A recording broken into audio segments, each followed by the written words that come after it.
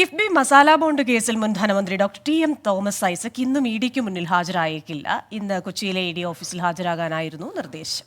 കേസിൽ അന്വേഷണം തുടരാൻ ഹൈക്കോടതി അനുമതി നൽകിയതോടെയാണ് ഇഡി പുതിയ നോട്ടീസ് നൽകിയത്.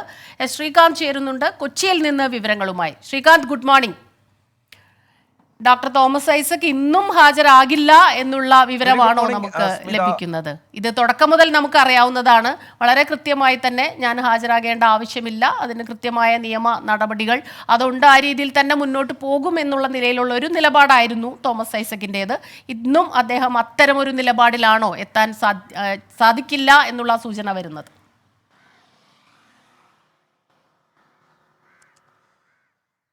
സ്മിത, ഇതൊരു വല്ലാത്ത കുഴഞ്ഞു മറിഞ്ഞ കേസാണ്. കാരണം ഈ കിഫ്ബിയുമായി ബന്ധപ്പെട്ട് അന്വേഷണവുമായി സഹകരിക്കാൻ തോമസ് ഐസക് തയ്യാറാകുന്നില്ല. പക്ഷേ അദ്ദേഹത്തിൻ്റെ വ്യക്തിപരമായ വിവരങ്ങളടക്കം തേടി, ബന്ധുക്കളുടേതടക്കമുള്ള അക്കൗണ്ട് വിവരങ്ങൾ തേടി ഈ ഇ.ഡി വിടാനും കൂട്ടാക്കുന്നില്ല. അങ്ങനെ ഈ രണ്ടുപേരും അങ്ങോട്ടും ഇങ്ങോട്ടും വടംവലി തുടരുന്നതിനിടെയാണ് ഇന്ന് തോമസ് ഐസക്കിനോട് ഹാജരാകാൻ ഇ.ഡി ഒരു നോട്ടീസ് കൊടുത്തത്. പക്ഷേ ഇന്നും താൻ ഹാജരാകില്ല എന്ന നിലപാടിലാണ് ഇപ്പോൾ തോമസ് ഐസക് ഉള്ളത്. അദ്ദേഹം രാവിലെ ആലപ്പുഴയിലാണ്, ഉച്ചയോടുകൂടി പത്തനംതിട്ടയിലേക്ക് പോകും എന്നുള്ളതാണ് അദ്ദേഹവുമായി ബന്ധപ്പെട്ടവരോട് പറഞ്ഞത്. അവിടെ ജില്ലാ സെക്രട്ടേറിയറ്റ് യോഗമുണ്ട്, അദ്ദേഹത്തിന് പത്തനംതിട്ട ജില്ലയുടെ ചുമതലയുമുണ്ട്. ഈ പശ്ചാത്തലത്തിൽ അദ്ദേഹം അങ്ങോട്ടേക്ക് പോകും എന്ന് അദ്ദേഹം വ്യക്തമാക്കിയിട്ടുമുണ്ട്. അതായത് ഇ.ഡിയുടെ നോട്ടീസ് തൽക്കാലം മുഖവിലക്കെടുക്കുന്നില്ല, ചോദ്യം ചെയ്യലിനെത്തില്ല എന്ന് തന്നെ വേണം അനുമാനിക്കാൻ. ഏതെങ്കിലും ഒരു മാറ്റമുണ്ടെങ്കിൽ അത് അല്പസമയത്തിനകം 10 മണിക്കുള്ളിൽ തന്നെ അക്കാര്യത്തിൽ ഒരു വ്യക്തത വരും. അദ്ദേഹം ഇനി വരികയാണെങ്കിൽ തന്നെ 10 മണിക്കുള്ളിൽ തന്നെ അതിനൊരു വ്യക്തത വരേണ്ടതുമാണ്. പക്ഷേ നിലവിൽ അദ്ദേഹത്തിൻ്റെ തീരുമാനം വരണ്ട എന്ന് തന്നെയാണ്. അങ്ങനെയെങ്കിൽ ഇനി ഇ.ഡിയുടെ അടുത്ത നടപടി എന്തായിരിക്കും എന്നുള്ളത് കൗതുകമുണർത്തുന്ന കാര്യമാണ്. സ്വാഭാവികമായും തോമസ് ഐസക്കിനെ ഈ ഇ.ഡിയെ ഹൈക്കോടതിയിൽ കുറേ തവണ കയറ്റി ഇറക്കിയ പശ്ചാത്തലത്തിൽ തോമസ് ഐസക്കിനോട് എന്തായാലും ഒരു മമതയൊന്നും ഇ.ഡിക്കുണ്ടാകാനൊരു സാധ്യതയുമില്ല.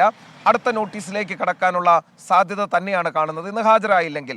അതേസമയം തന്നെ ഈ തോമസ് ഐസക്ക് ചൂണ്ടിക്കാണിക്കുന്ന ചില പ്രധാനപ്പെട്ട കാര്യങ്ങളുണ്ട്. വ്യക്തിഗത വിവരങ്ങൾ ചോദിച്ചു തന്നോട് എന്നുള്ളതാണ് അദ്ദേഹം പറയുന്നത്.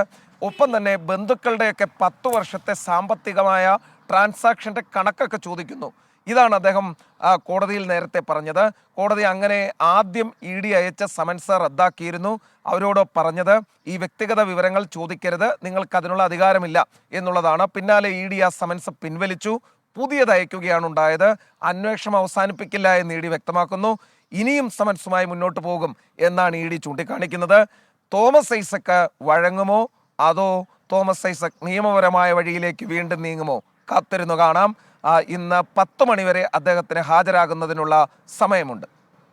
ശരി ശ്രീകാന്ത്, താങ്ക് യു. ഒരു നല്ല ദിവസമാകട്ടെ, നല്ല വാർത്തകൾ റിപ്പോർട്ട് ചെയ്യാനുള്ള ഒരു സന്ദർഭമാകട്ടെ. ഇന്ന് പലപ്പോഴും നല്ല വാർത്ത എന്ന് പറയുന്നതിൽ തന്നെ പല കൺഫ്യൂഷൻസ് ഉണ്ടാവും. ഉദ്ദേശിക്കുന്നത് ദുഃഖകരമായ ഒരുപാട് വാർത്തകൾ നമുക്ക് റിപ്പോർട്ട് ചെയ്യേണ്ടി വരാറുണ്ട്.